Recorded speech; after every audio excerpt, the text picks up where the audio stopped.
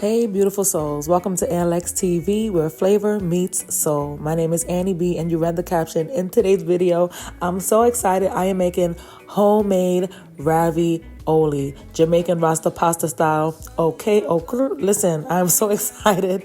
I was like, am I going to be able to successfully make a ravioli? This was my first time trying this, and I believe as creative people, we need to push ourselves. So ain't nothing to it but to get into it.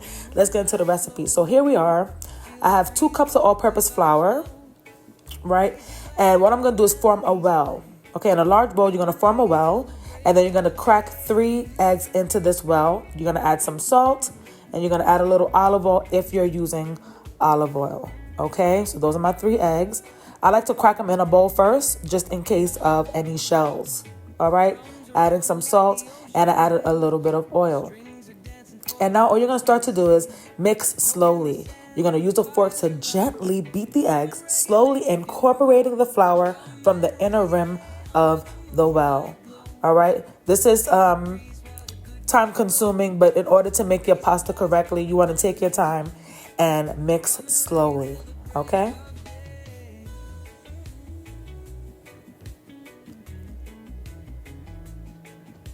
Oh, I hope everyone has been doing really well. I thank you all for tuning in. I truly appreciate every single one of you who watch this video, who watch my videos in general. I appreciate it. All right, so here I am forming the dough. And once the dough thickens, we're going to just use our hands to knead the dough together into a ball. So that's what you see me doing. I'm adding a little bit of flour as I go, just so that I'm able to work with the dough better and it's not sticking to my hands. And you want to do this for about 8 to 10 minutes until smooth and elastic. And if it's sticky, like I said, you want to add a little flour at a time just so that you're better able to work your dough. All right, I'm still getting used to making doughs and all this stuff. I used to make pasta back in the day, but I never made ravioli. So I was like, oh man. I was like, but I got to do this. I got to give it a go. All right. So our dough ball is forming slowly but surely. But yeah, you guys, don't be afraid to push yourself or to come out of your comfort zone and whatever that means for you within whatever creative pursuits you have. All right. So once my dough forms, I'm going to cover this with plastic and I'm going to let it rest at room temperature for about 30 minutes. Please keep in mind, I will have the recipe for you all down in the description box below. Okay. All right, wrapping that up in plastic, letting it rest for 30 minutes in room temperature. Now, I'm going to do my ricotta cheese filling. I'm going to drain my ricotta cheese because I actually had it frozen. So I'm going to drain it so that it's not too wet. All right? So I just have 1 cup draining there. And then, for a little Jamaican flair, I'm going to add some diced onions, some scallion, minced garlic, ground allspice. And I'm going to saute that in a little bit of oil. Very simple, ain't nothing to it but to get into it. All right, very, very simple. And this is what's going to be our filling. All right, and that allspice, the scallions, minced garlic, all this is going to add that, Jamaican flair, because then we're going to make a nice Rasta pasta cream sauce to go with the ravioli. So good, so good. When I said this came out amazing, you saw the intro. It came out so good. It was the perfect ravioli. The pasta was nice and tender, but still had a very slight bite to it. And then the filling was so flavorful. The sauce coated the ravioli nicely. Just all around so good. Now, after you saute your onions, your scallion, garlic, allspice, all that good stuff, you're going to set that to the side to let it cool. All right? And now here I am working with my dough. I'm rolling up my dough. Okay? This is something that you got to take your time and do this, right? I rolled out my dough a bit, and I'm going to cut the dough in half. And then I'm going to roll each half on a floured surface into thin sheets. This took time. All right? I took my very sweet time rolling these out. And I didn't even show the whole thing on video because I don't have enough space on my phone for a 40-minute video. Okay? You hear what I'm saying? But I did the best I could to show you guys what I was doing with what I had. If you have a pasta machine, use it. I don't have a pasta machine, so I had to go with this option. I had to roll it out by hand. The next day, I said, my shoulders hurt. I said, what was I doing? I'm trying to think throughout my day if I was moving furniture. No, I was rolling out this dough. Look how thin I got it. Beautiful. Beautiful. Look at that. Nice. Okay, by hand. Okay, if you have, I'm going to get a pasta machine when I can. All right, so now I'm adding my cool down sauteed veggies to my ricotta cheese. I'm just going to mix that up.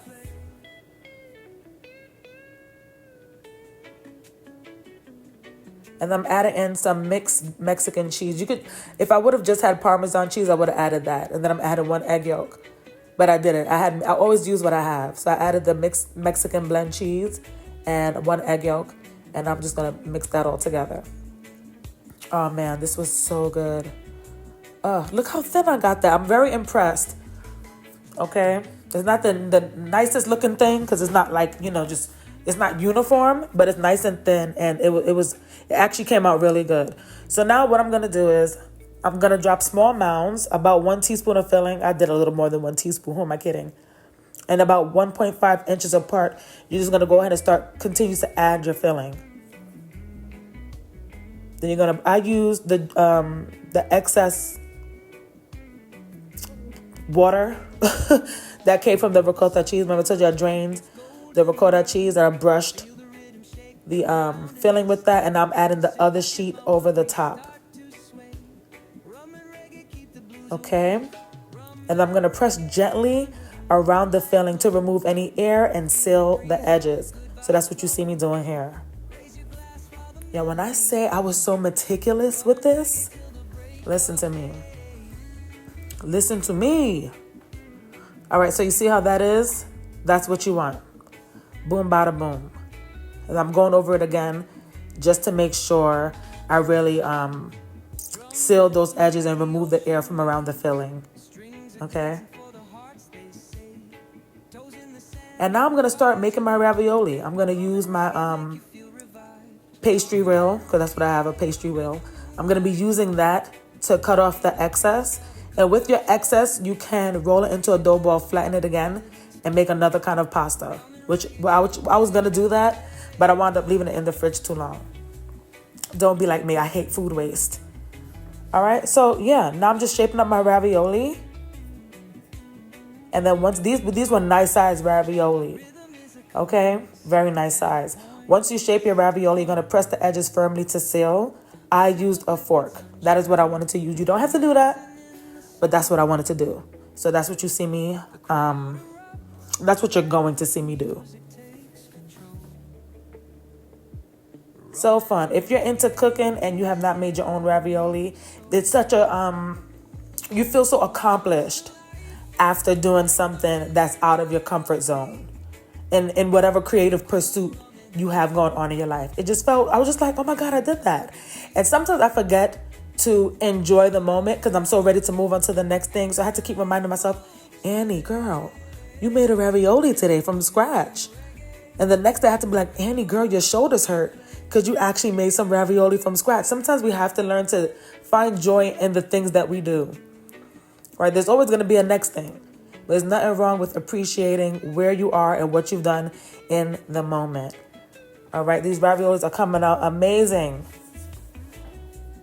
I'm just being sure. I want them to be as even as possible. So I'm just being meticulous and then pressing down the edges with a fork.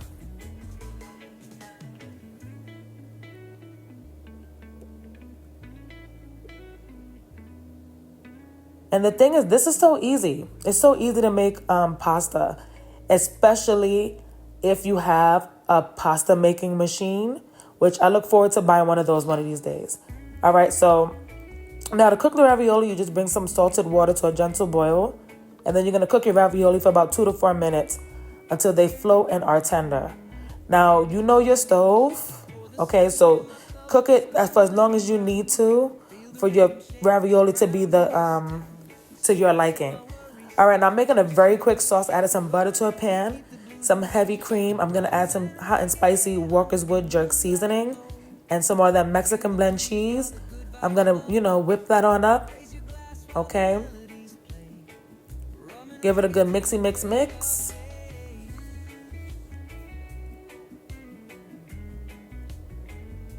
I'm adding in some cilantro. I'm adding in some seasoning salt. Just bringing those flavors together. What am I doing? Oh, I'm adding in some lemon zest. I was like, what are you doing, girl? I was adding in some lemon zest. And now I'm removing, do these in batches, don't overcrowd the pot. So I removed the first batch and I'm adding the second batch. And then to do my favorite thing, I'm plating, bringing it all together. All right, these are nice size raviolis. You do not need a lot of these, okay? So 3 is a perfect size. As you can see, it filled out the whole bottom portion of this plate, the middle portion of this plate. You don't need a lot. Then we're gonna go over it with our Rasta pasta jerk sauce. Nice creamy sauce. We're gonna add some cilantro over the top. Some red pepper flakes. And yum. So good. This ravioli came out absolutely amazing. I was so impressed by the texture of the pasta. It was really so good. And the filling, oh, so flavorful and so simple. The filling was very simple but very flavorful. Allspice is like my magic seasoning. It's my go-to seasoning when I want to add a little earthy kick to my food. Very good, delicious Rasta pasta. A very fun take on some Jamaican Rasta pasta. All right, I hope you all enjoyed this video. I thank you all for tuning in. God bless and peace.